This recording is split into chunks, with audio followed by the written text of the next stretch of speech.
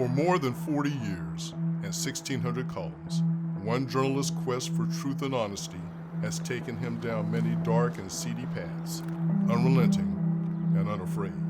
Guided by the light of truth, he has traveled many difficult journeys as a watchdog for all, ever vigilant. Then, one day, the presses fell silent. The newspaper for which he toiled closed forever. Undeterred, the scribe goes on.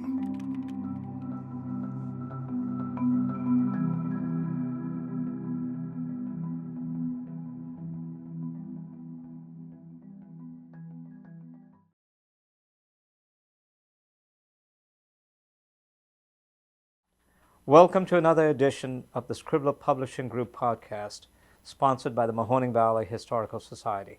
I'm Bertram de Souza, author of No Holds Barred, a book that features 300 or so of the more than 1,600 columns I wrote during my 40 years with the Youngstown Vindicator. The book is a memorial to the Vindicator, which closed its doors on August 31st, 2019, after 150 years of trailblazing journalism. The podcasts are designed to highlight the chapters in the book that's now on sale at Barnes & Noble in Boardman, the Book Loft in Columbus, and will be on sale in other bookstores in the near future. It can also be purchased online at our website, www.scribblergroup.com. Several of the columns in the book focus on the Mahoning Valley's most prominent elected office holder, Democratic Congressman Tim Ryan, who has served in the House for almost 2 decades. Several of the columns in the book focus on the Mahoning Valley's most prominent elected office holder, Democratic Congressman Tim Ryan. Ryan has served in the House for almost 2 decades and has earned a reputation as an unyielding fighter for his constituents and for the Democratic Party's core beliefs. It has been a while since I last spoke to Tim Ryan, which is why I'm pleased that he agreed to be my guest today. On January 6th, the congressman found himself in the eye of the storm that was the armed assault on the U.S. Capitol by supporters of then Republican President Donald Trump. The goal of the insurrection was the destruction of Congress, which was meeting in joint session to certify the Electoral College vote won by Democrat Joe Biden. Live television coverage of the assault showed Capitol Police overwhelmed, undermanned, and ill-prepared. Ryan, as chairman of the committee that funds the police, had to face the prospect of members of Congress being taken hostage or worse by the invaders. There were 5 deaths, but fortunately, senators and representatives emerged largely unscathed. Now Ryan is involved in the investigation of the January 6th insurrection. One of the overarching questions is this: were there any members of the Capitol Police or of Congress who conspired with rioters before and during the assault? That's one of the many questions I posed to Congressman Ryan. I hope you find the discussion illuminating. Without archives, many stories of real people would be lost. And along with those stories, vital clues that allow us to reflect and interpret our lives today. We have seen prosperity and hardship, cultural shifts and time-honored rituals, benevolent citizens and dubious characters.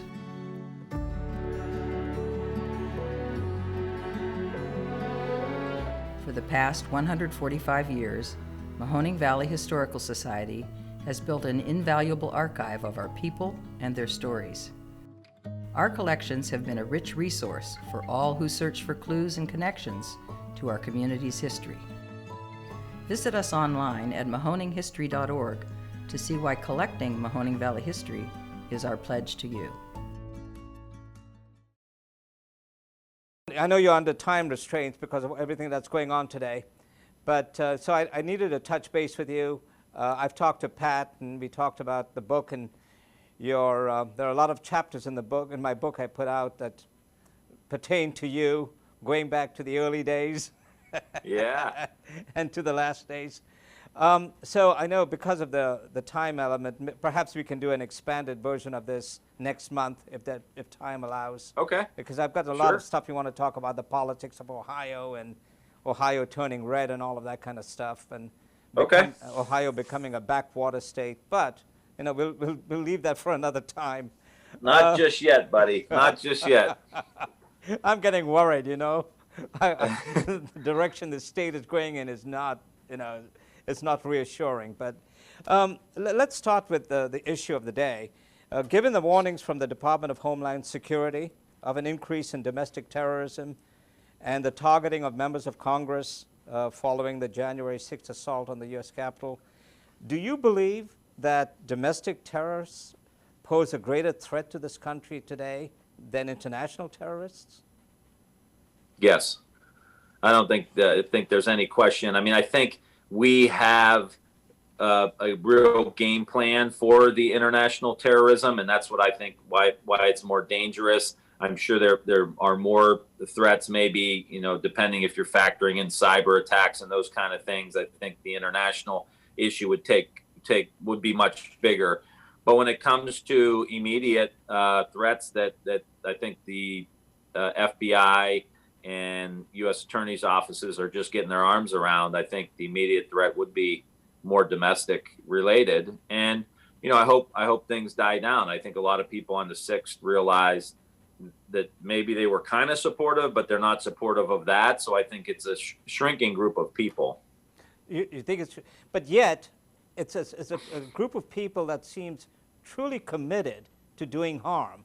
And for the first time that I can recall, there are actual bodily harm threats to members of Congress. There's talk about assassinations. There's all of the things. What's going on? Is it simply former President Trump fueling the passions of his followers, or is there something else happening in the country? And the reason I ask you, this is your chairman of the subcommittee that actually oversees the Capitol Police, so you have more insight than most other members of Congress. Tell me what's happening here. Well, unfortunately, Bertram, we members of Congress, people in public life, governors, athletes, movie stars, for whatever reason, get death threats, and that's kind of just par for the course. What happened on January 6th was a big visual of people where you can see the group mentality where people embolden each other, where maybe people wouldn't do things on their own. They in a group, they will do things like what happened on the 6th. So, I mean, it's something to be concerned about, and every law enforcement agency in the country is aware.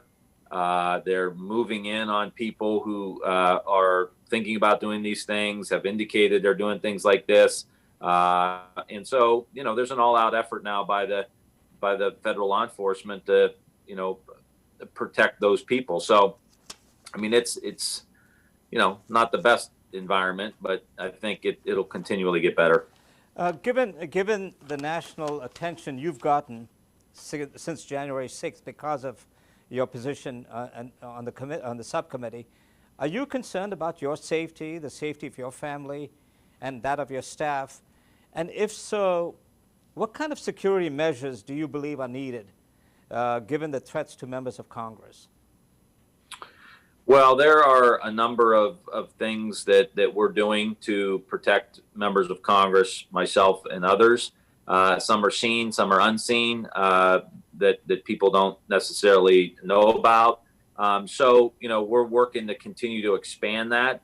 I think it's important for us and members of Congress because of the obligation that they carry. They carry the weight of the people that voted for them in an election. And so they deserve the kind of protection to make sure that process can continue. And I will say there are a handful of members in the House, thank God I'm not one of them, that get a number of death threats. They have 24-hour security. They have, a lot happening around them that most people wouldn't necessarily know about, protecting them. And it's a sad state of affairs that they live under that level of fear, and so do their families. So it's sad to see, but there's a lot of protection now, and a lot more that's getting built in as we speak. So it's something that we're very, very aware of.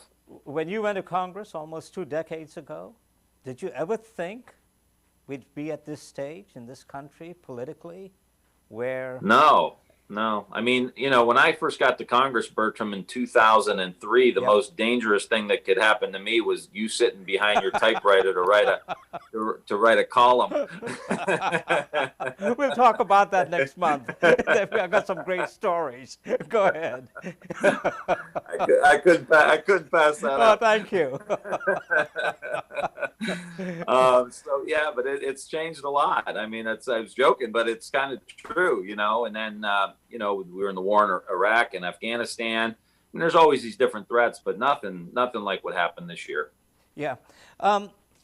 Because of your position as chairman of the subcommittee, we have to face the prospects of members of Congress being taken hostage or worse by invaders. There were 5 deaths. Fortunately, no members of Congress. You are involved in the investigation, or you are aware of the, very much aware of the investigation that's taking place. Did members of the Capitol Police and members of Congress, in your estimation, conspire with the rioters before and during the assault on the Capitol? There's no evidence of that. There's no evidence, clearly at this point, no evidence of rank and file members of the Capitol Police Force or even the administration of the leadership of the Capitol Police, as incompetent as they were and how much danger they put the rank and file members in. There was no clear sign of anything nefarious. And with members of Congress, we're continuing to investigate more around what happened before January 6th with the tours and different rallies that people were at, maybe contributing to inciting some of the violence that happened. So we're going to look into that. I mean, there's 2,000 cameras, just to give you some extent of what we got to look through. There are 2,000 cameras on Capitol Hill. Wow. There's great Wi-Fi because we want tourists to have the ability to, have access to their phones, and so there's a lot of technology there. So there were a lot of pictures were taken. A lot of video needs to be reviewed. The FBI has, last I heard, well over 200,000 different pictures and videos from that day. So there's a lot to review here, and members of Congress, given those tours and other things, we're going to make sure we look at that very, very closely. And as far as security in the district offices, that was a discussion this morning when the speaker had a press conference and talked about there needs to be something looked at as well. To what extent is that necessary, in your opinion? Well, there's all levels of security, and I think we're kind of out of routine now because so many people are working from home, right? And there aren't meetings in our office and all the rest, so there's not a lot of activity. But making sure that offices are protected, making sure that there's security there, making sure there are cameras there, making sure there are bulletproof glass there. All of these things are really, really important, and it all depends too on where you are. But I think we need to make sure that we put the money forward through the legislative branch appropriations bills to make sure that these security enhancements are eligible for members of Congress all across the country. It may be a little bit more expensive in some of the bigger cities, but it's an essential thing we should be doing. What we look at the politics of the country, especially during Donald Trump's era, and look at the Mahoning Valley. You've done very well, consistently, and yet in 2016 he carried Trumbull County. In 2020 he tackled Mahoning and Trumbull, despite the fact that he never kept any of the promises he made. General Motors closed under his watch when it expanded under yours and Barack Obama's watch. Not one steel mill has been built. America Makes was yours and Barack Obama's.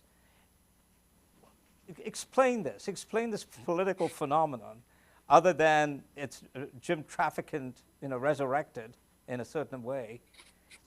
Tell me what's going on here. Yeah, he connected. I mean, you got to look at this as dispassionately as we can to analyze it to see what happened. But he spoke to people in a way that they don't normally get spoken to by politicians.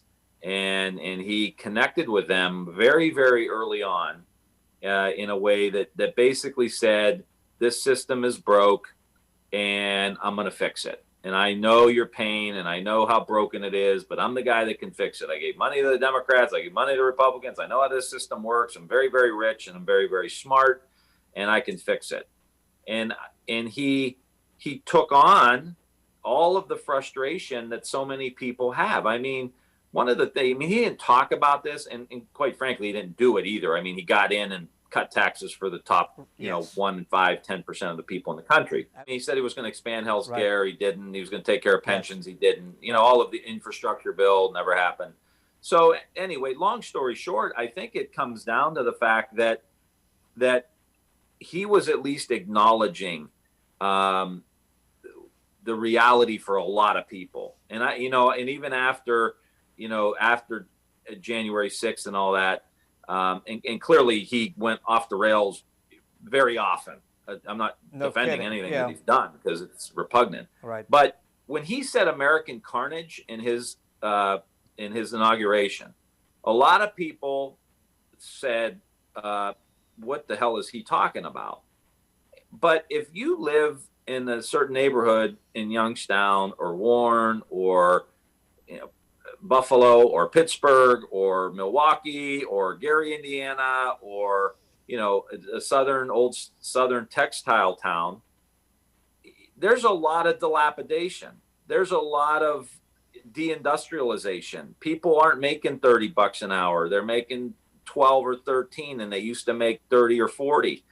And to them, over day in and day out of driving past an empty factory, not having opportunity, worried about healthcare, he tapped into that.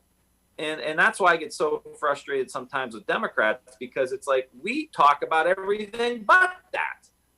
We talk around it, and sometimes we talk about healthcare, but we don't talk about the jobs, the wages, the pensions, the bread and butter issues that the vast majority of Friedman had a great column, I think it was just this morning, on income inequality. And the top 10% have seen their wealth increase threefold, and the bottom 50% haven't even seen a raise in the last 30 years. So that economic environment breeds a political environment in which a demagogue can thrive. And so if we want to get rid of the politics that we have today, we got to take care of the economic issues that we have today. And the political system, current divisive system, will, I think, collapse like a house of cards. People are trapped in history, and history is trapped in them. In 1875, pioneers and leaders of the Mahoning Valley set out to collect and preserve the historical origins of the community. In 1964, Mahoning Valley Historical Society opened to the public through the legacy of Olive Arms, now known as Arms Family Museum. In 2014, a landmark downtown Youngstown building became Tyler History Center through the generous spirit of Gene D. Tyler. Our locations serve this community in different ways, yet remain true to the vision and passion for saving our stories. Visit us online at mahoninghistory.org to see why preserving Mahoning Valley history is our pledge to you. When you and Barack Obama and the Democrats saved the auto industry, that resulted in the crews being built, that resulted in $4,500, $30 an hour jobs, that resulted in all the other companies that supplied the GM Lordstown plant. When you saw Vallourec opening a steel mill for, almost $2 billion with their expansion. And yet, in Barack Obama's re-election campaign, he didn't do that well in this region. And yet Donald Trump, sort of saw these high-paying jobs disappear under his watch in the Mahoning Valley, and yet people say, fine, we're going to ignore that. That doesn't make sense. Yeah, no, it's a phenomenon for sure. I mean, he still garners support from a lot of people, even though he did not do what he said he was going to do. and I think a lot of it is a lot of people don't pay a whole lot of attention. Trump Right. took on China. I mean, he was very blustery about how he did that, the trade deal and this and that. So in that regard, those folks who voted for him in 16 say, well, he did what he said he was going to do. He said he was going to punch China in the mouth, and he punched China in the mouth. And yeah, it disrupted farms and agriculture and this and that, but he did what he said. So, not that it improved the trade relationship and tipped the favor to the United States, because it did. Not that it improved manufacturing in America in a way, because it really didn't. So, but the salesman part of that, the marketing part, he knew what he was doing. Just no substance underneath it. Exactly, and you're right. Marketing and sales was his strong points. And we're running out of time. I don't know how much more time you have, Congressman. So let me ask this question about your political future. Have you set a deadline for deciding whether or not you will run for the U.S. Senate seat being vacated by Republican Rob Portman? And what makes you think that Ohio, which has gone from purple to red, disturbing red, would be open to 2 Democratic senators, let alone one when Sherrod Brown's term is up and perhaps he runs for re-election? Explain the dynamics of your thinking here, if you will, please. Well, we're going to decide, relatively soon. That's kind of the time frame. I don't have an exact date. And I would just say that I think I'm could be a unique candidate in Ohio as a moderate Democrat. I support the natural gas industry. A lot of Democrats don't. I've got a great relationship with a lot of those rank and file union members, who work at those natural gas facilities and work in the building and construction trade. I talk about economics all the time. So I would hope that I could, if I did this, I could shape a narrative that maybe wasn't aligned 100% with the national Democratic narrative or the perceptions of being coastal elite, going into the rural counties and really talking about the economic issues in rural counties. I mean, part of the reason Democrats don't do well in rural areas, they don't go there. I mean, people already think you don't care about them, and then you don't show up. You affirm their belief that you don't care about them. And so getting out and about and talking about the issues that are there, they've lost manufacturing. They need broadband so that they can do precision farming, and their schools and their hospitals can have the most up-to-date health care. So there's a lot of issues that I feel like the Republicans haven't dealt with. But on some of the more conservative social issues, Democrats get locked in that fight. And so we lose. Roosevelt had rural America at his side because he was there to help them. And so if you just can't play the blue county game and think you're going to win. And part of me thinks it's immoral to just ignore and write off people. I mean, you got to be smart politically, but to not go there. I mean, Trump won Monroe County by 70%. Yes. And here's the thing. We're talking about natural gas, right? Right. In Belmont County, we've been hearing since Kasich was governor that there's going to be some natural gas cracker facility there, $10 billion. Right. I mean, where is it? You know what I'm saying? So I'm one party rule of Republicans in Columbus, and Trump was in for 4 years. Where is this $10 billion cracker plant? There's one in Western PA. Yep. And so Democrats, we want to move to renewable. Natural gas is that bridge, and we should be pumping and pushing and working hard in those counties to say they deserve an economic opportunity around natural gas. So things like that, where I think I could talk about things that a lot of other Democrats maybe wouldn't be able to talk about. And I think they know I'd go to bat for them, and you put me on the Senate floor, we may be able to raise a little bit of hell. Well, I was talking about hell. Say you are the Democratic nominee, and the Republicans nominate Jim Jordan, a huge Trumpster who can be expected to invite Trump to come and campaign for him in Ohio. What happens then? Hey, look, I would relish that opportunity. Would you? Because I think it would provide a real clear contrast. You know, I served with Jim Jordan both in the State House and in Congress. Yes. And I've known him for 20 years. And he has a philosophy that is not in line with the vast majority of the people in Ohio. And I believe that I would. And so I would relish that opportunity. And, you know, hopefully a lot of the things that we've been working on for the last 15 or 20 years are really starting to come to fruition here.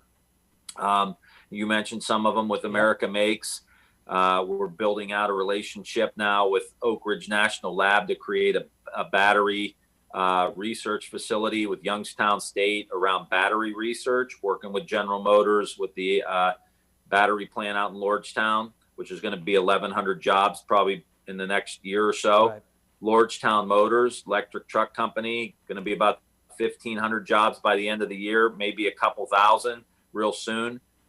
So, you know, we're going to be talking about these issues. I mean, the downtown money for Youngstown around the transportation grant, what's happened in downtown Warren with the Riverwalk, the amphitheater, the bike trails, Packard Music Hall renovation. Those are all earmarks that I brought back. The Bright Energy Incubator that's just crushing it in Warren right now. So we'll have some things to talk about the new economy. This is not going to be wishing for the steel mills to come back, although we want the new high-tech ones to come back and expand.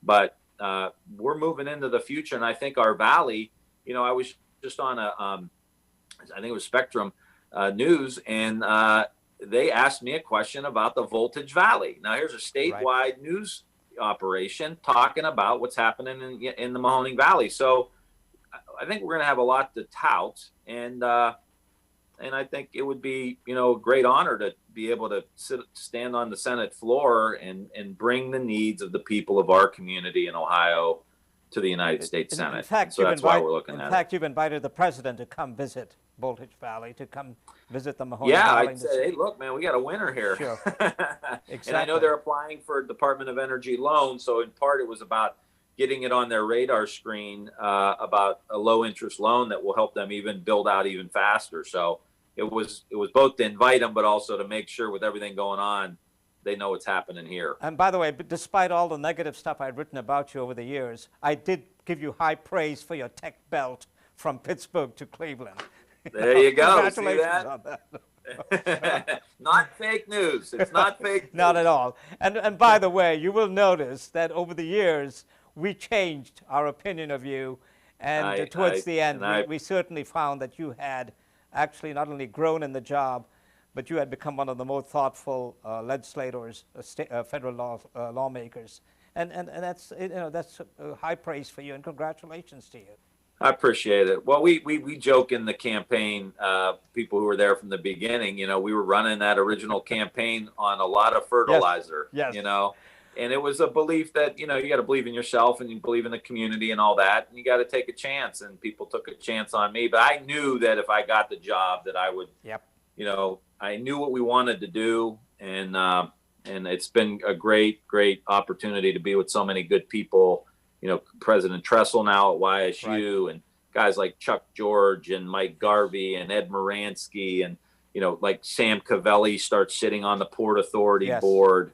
Guys like John Masternick from Windsor House, Rick Schiraldi, who was at Cohen and Company, who doesn't necessarily agree with anything I do politically I was anymore. about to say, is not afraid to say it. But, you know, he sat on the board, and they did a hell of a job, you know, and it was about, I don't care if we agree politically, you know, it's about helping the community out. And I think when you go in with that kind of attitude, to the point where you and I are friends now, because, you know, you just, like, you don't take things personal, you just move on. And and honestly, like, why would you expect me to know what I'm doing? I was 29 years old. I had braces. I mean, you know, you had every reason in the book not to believe in me. I gave you ample opportunity. But I will tell you this, I appreciate the fact you gave me a lot of stuff to write about. And yes, I did. Yes, I did. So, listen, I know you have to run. Perhaps I'll sit down with Aaron, I'll give Aaron a call and see if we can set you up again for next month, so we can talk some more about politics and talk about, you know, your agenda, with Democrats in control. And I also want to talk to you next month about if there is a concern as to pushing the impeachment trial, and if that relates to what happened in 2009 with Obamacare, where Republicans took Obamacare and just smacked you guys over the head with it and turned things around in 2010, if you remember. I'm wondering if that's going to be, so perhaps we can talk about that next month if you'd be amenable. Yeah, reach out to Aaron. All right. Thank you, Congressman. Nice seeing you again. Bertram. Okay. Always good to be with you, man. Take care. Take care. You too. All right. Bye-bye. Thank you for tuning in. This podcast was recorded January 28 via Zoom. Due to the timeliness of the issues, we are posting this abbreviated version of our discussion with Congressman Tim Ryan. We hope to have a longer discussion with the Congressman in about a month. This podcast was produced by Robert McFerrin, former art director of the Youngstown Vindicator, and the talented members of his production team, Andy Kunkel and Megan Christensen.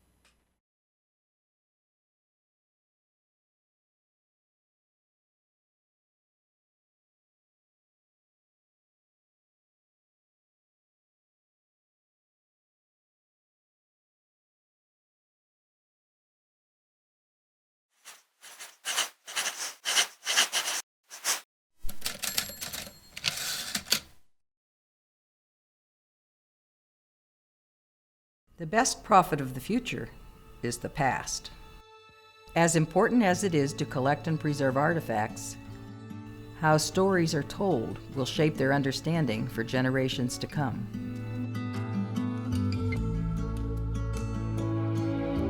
Mahoning Valley Historical Society shares our local history through exhibits, programs, online platforms, and live events throughout the year.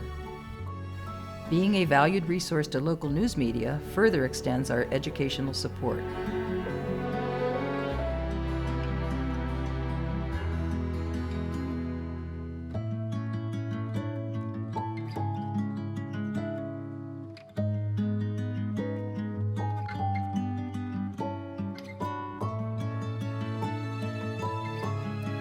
Visit us online at mahoninghistory.org to see why teaching Mahoning Valley history is our pledge to you.